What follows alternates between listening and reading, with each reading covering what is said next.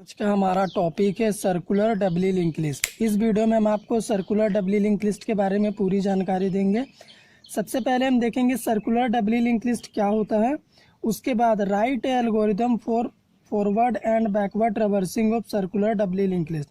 जैसा कि हम जानते हैं डबली लिंक लिस्ट में हम फॉरवर्ड और बैकवर्ड दोनों तरह का ट्रैवर्सिंग कर सकते हैं, तो उसी कॉन्सेप्ट को सर्कुलर डबली लिंक लिस्ट में कैसे करना है हम ये भी जानेंगे। सबसे पहले सर्कुलर डबली लिंक लिस्ट क्या होता है।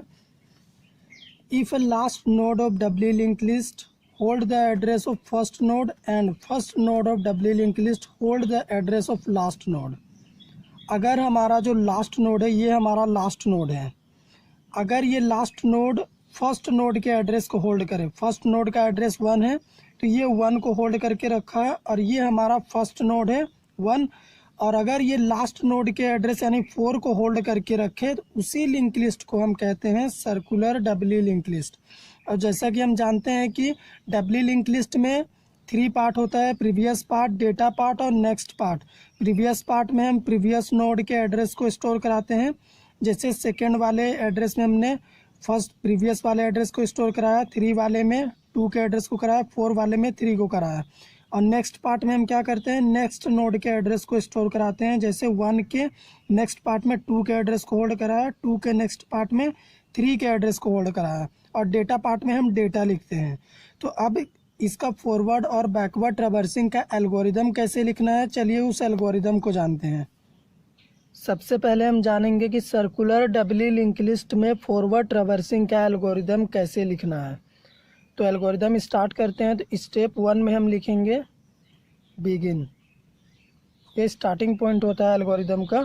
स्टेप 2 में हम लिखेंगे सेट आई को हम पॉइंट करेंगे फर्स्ट पॉइंटर से, तो फर्स्ट जो भी फर्स्ट का वैल्यू होगा आई में असाइन करेंगे।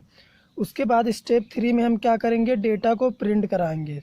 तो हम लिखेंगे प्रिंट डेटा आई इसलिए क्योंकि आई की वैल्यू इंक्रीज होते हुए जाएगी तो हमारा ABCD पूरा डेटा प्रिंट होगा, इसीलिए। स्टेप 4 में हम क्या करेंगे, नेक्स्ट का आई में जो वैल्यू होगा उसे हम क्या करेंगे, आई में स्टोर करा देंगे। नेक्स्ट के आई के वैल्यू को हम क्या करेंगे, आई में स्टोर करा देंगे जो भी वैल्यू होगा। उसके बाद स्टेप 5 में हम लिखेंगे कंडीशन, यहाँ पे हमें देना पड़ेगा, लूप चलाएंगे हम। तो वाइल लूप का हम यूज़ करेंगे, आई नॉट इक्वल फर्स्ट। ये कंडीशन जब तक होगा तब तक एलिमेंट प्रिंट होगा। तो उसके लिए एलिमेंट प्रिंटिंग के लिए उस स्टेप में हमें जाना होगा, तो हम गो टू जंप स्टेटमेंट का यूज़ करेंगे, गो टू स्टेप 3। ये डायरेक्टली हमें स्टेप 3 में पहुंचा देगा और वहीं हमारा डेटा प्रिंट करेगा। तो चलिए इसे ड्राई रन करते हैं। Step 6 exit. ड्राई रन इसका सिंपल है, सबसे पहले फर्स्ट का जो वैल्यू है 1 उसे आई में इनिशियलाइज करेंगे, तो आई का वैल्यू हो गया 1। उसके बाद 1 का डेटा को हम प्रिंट करेंगे, तो आप देख सकते हैं 1 के डेटा में ए है तो अभी ए प्रिंट होगा। उसके बाद 1 के नेक्स्ट में जो वैल्यू है उसे आई में स्टोर कराएंगे, तो 1 के नेक्स्ट पार्ट में वैल्यू है 2, तो आई का वैल्यू हो गया 2। स्टेप 5 में हम लिखेंगे 1 नॉट इक्वल 2 नॉट इक्वल 1, क्योंकि फर्स्ट का वैल्यू 1 है और आई का वैल्यू 2 है, अभी आई का वैल्यू 2 है, इसीलिए 2 नॉट इक्वल 1, कंडीशन ट्रू। उसके बाद गो टू स्टेप 3, फिर से स्टेप 3 में जाएंगे, 2 के डेटा को प्रिंट करेंगे, तो 2 के डेटा पार्ट में बी है तो अभी बी प्रिंट करेगा। उसके बाद 2 के नेक्स्ट पार्ट में जो वैल्यू है उसे आई में स्टोर कराएंगे, तो 2 के नेक्स्ट में 3 है तो आई का वैल्यू हो गया 3, अभी आई का करंट वैल्यू 3 है। उसके बाद 3 नॉट इक्वल 1, कंडीशन ट्रू।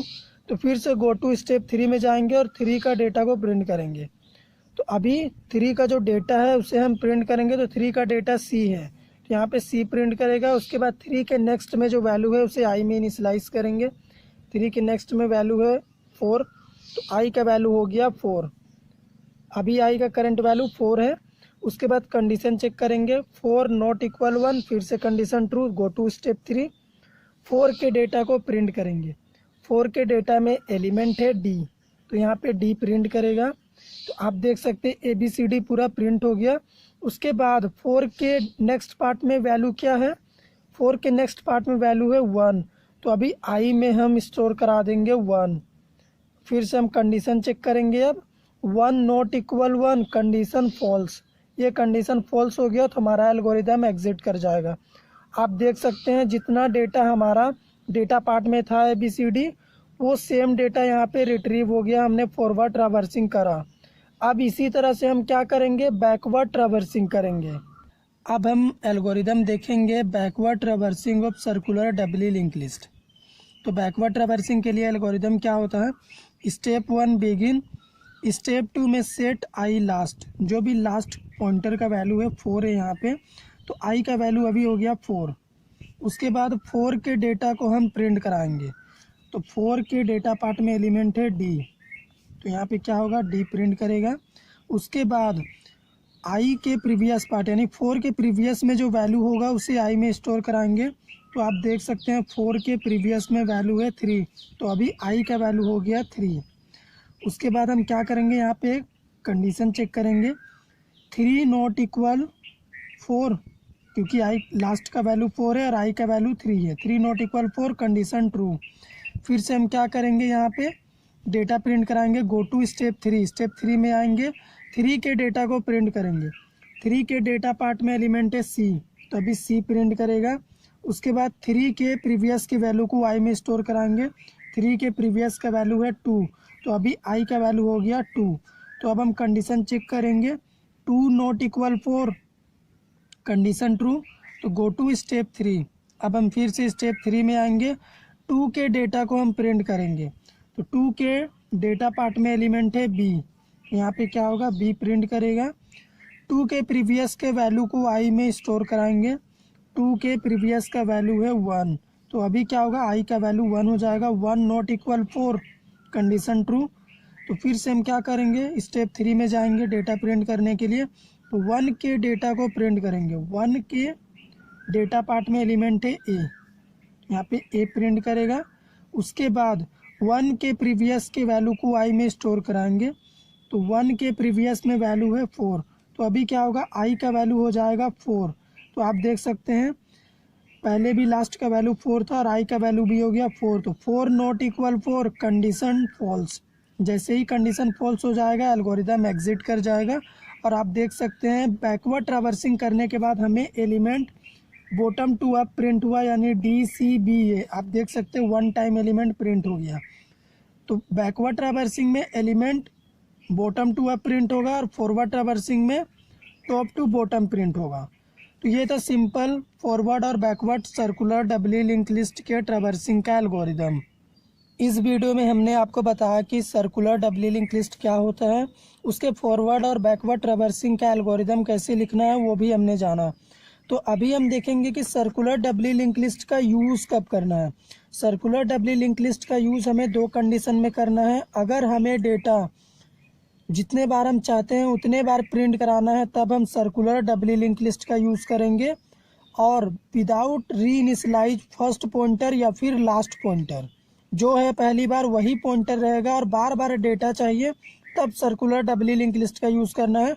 नहीं तो हम नॉर्मल डबली लिंक लिस्ट का यूज़ करेंगे। उसमें क्या होता है, आप सिर्फ एक बार डेटा प्रिंट करेंगे, उसके बाद आपको नल पॉइंटर मिल जाएगा और आप एल्गोरिदम से बाहर आ जाएंगे, एंड हो जाएगा, एग्जिट कर जाएगा। यहाँ पे प्रीवियस में यहाँ पे नल होगा। तो ये नॉर्मल डबली लिंक लिस्ट में होता है, एक बार एलिमेंट प्रिंट होगा ABCD, उसके बाद आपको D के नेक्स्ट में नल पॉइंटर मिलेगा, एल्गोरिदम ख़त्म हो जाएगा। और बैकवर्ड के लिए हमारा प्रिंट होगा डेटा DCBA, उसके बाद यहाँ पे आप देख सकते हैं फर्स्ट में आपको नल मिलेगा और एल्गोरिदम एंड हो जाएगा। तो एक बार डेटा प्रिंटिंग के लिए डबली लिंक लिस्ट, और जितने बार यूज़र चाहता है डेटा प्रिंट कराना उस केस में circular doubly link list. I hope कि आपको समझ में आ गया होगा कि सर्कुलर डबली लिंक लिस्ट क्या होता है, उसका एल्गोरिदम कैसे लिखा जाता है और कब यूज़ करना है। तो इस वीडियो में इतना ही। आने वाले वीडियो में हम सर्कुलर डबली लिंक लिस्ट में एलिमेंट इंसर्शन का एल्गोरिदम देखेंगे।